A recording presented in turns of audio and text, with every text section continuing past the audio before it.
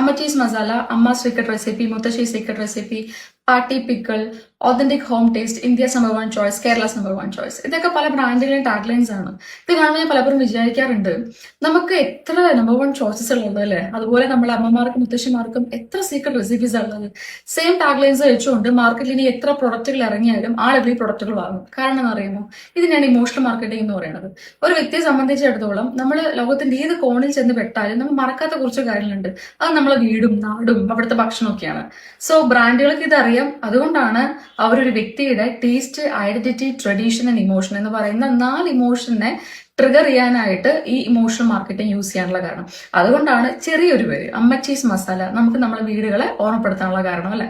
So നിങ്ങളൊരു ബ്രാൻഡിന് ഉടമയാണെങ്കിൽ നിങ്ങൾ പ്രൊഡക്റ്റിന്റെ ക്വാളിറ്റിയിലും പ്രൈസിലും മാത്രം ഫോക്കസ് ചെയ്ത് ഇതുപോലുള്ള സ്ട്രാറ്റജീസും കൂടെ നിങ്ങൾ ബിൽഡ് ചെയ്യുക.